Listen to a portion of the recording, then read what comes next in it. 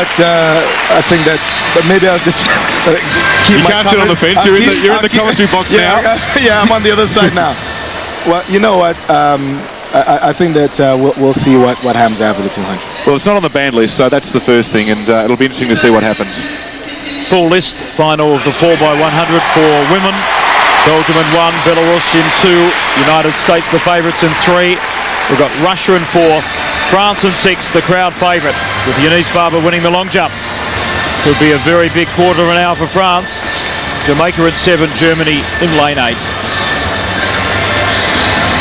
Well, the French are going to be pretty excited. The audience or the crowd here has been roused up by Eunice Barber, and now they're going to put their relay team out there. They've got a very, very good show. There's the Belgian lineup, anchored by Kim Gavart, specialist 100 and 200 runner. Outside chance of a medal. Still a lot of noise going on here as Eunice Barber completes her victory celebrations. And they're now getting ready for the relay. There's the Belarusian, Safranikova is their anchor. Again seen in the individual events.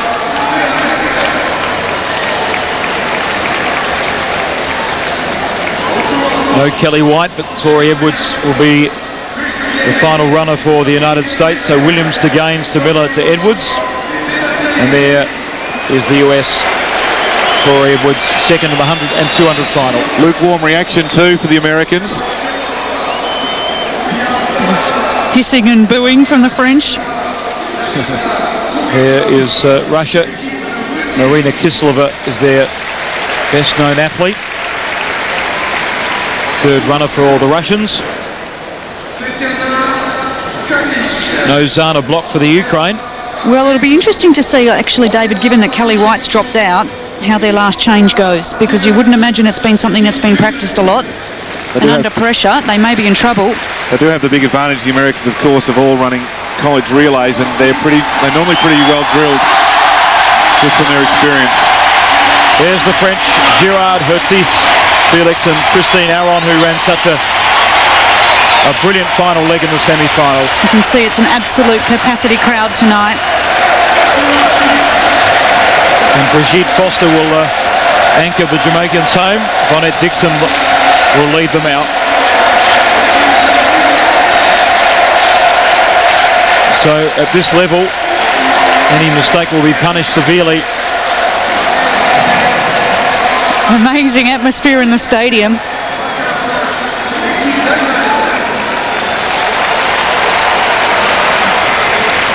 Germans rounding out the field.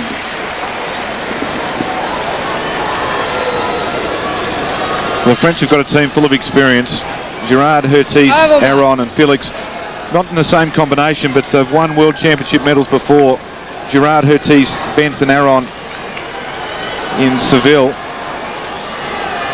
where they finished in second place, and Felix, Bangui, Hertis in the team that finished second or third in Edmonton. So they've got plenty of experience.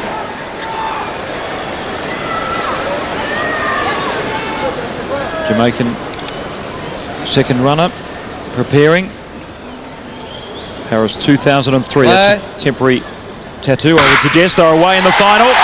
Jamaica got a good start. France also well away. Further back on the inside, the United States going okay as well. Let's look at the first change. The US pretty clean. Russia also. And France are away. They're leading at the moment, the French. Coming back on the inside, the United States. Krista Gaines running a very strong leg. She passed the baton over to Inga Miller. And the US in front just. In second place is France on the outside. Tori Edwards will be very hard to beat in this position. Good change by the US. France on the outside, flying home. US in front. Here comes Christine Aron on the outside. She dives and gets there. I think she's got it. Well, what a race. Christine Aron. Tonight, go down to the Champs-Élysées. We saw it during the World Cup. Can you imagine 2 gold medals in a space of 10 minutes at the World Championships for the host nation? Incredible. Well, Tori Edwards, And they've won 41.78, the winning time. Incredible scenes. First Eunice Barner in the Barber in the long jump, and now the women's 4x1 have claimed gold. What a magnificent day 8 for the French. Pop the champagne. Make sure it's French. Well, you would have probably backed Tori Edwards in that position.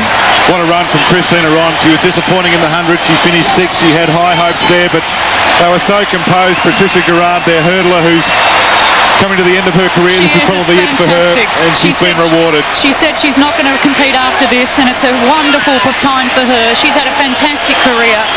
She's been a really solid relay runner, and she got them off to the most incredible start. I thought she ran brilliantly.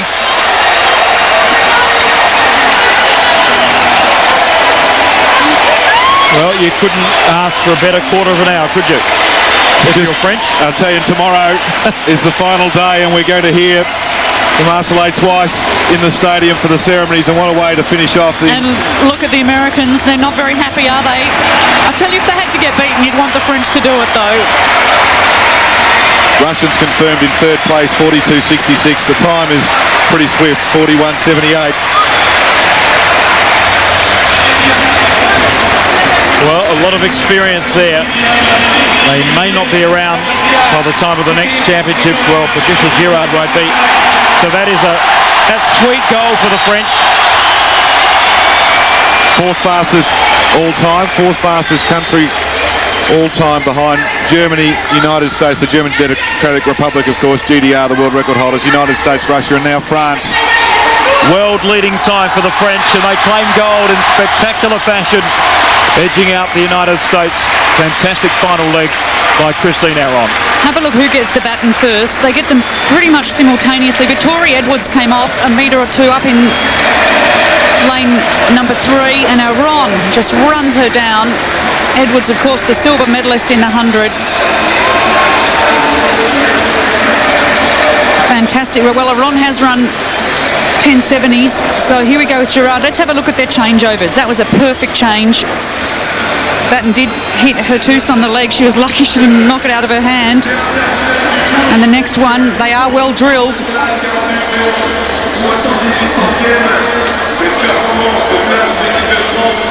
And here we go, the changeover to Aron. Gee, you'd be yelling yet loud, wouldn't you? You can see Edwards' legs on the inside there. She should have got a metre or two coming off that inside bend too. Just imagine the adrenaline at this point, Donovan, with a 60,000 plus home crowd. Incredible. That's the best drug you can have. It is. I mean, when you have the 6-man to stand, when you have 70,000-80,000 people, I mean, you can do absolutely anything. Well, you experienced the home crowd in Edmonton 2 years ago. Well, I did actually, but my big home crowd really was Atlanta, because there's a lot of Canadians that actually flew down, and it was fantastic when you get in there.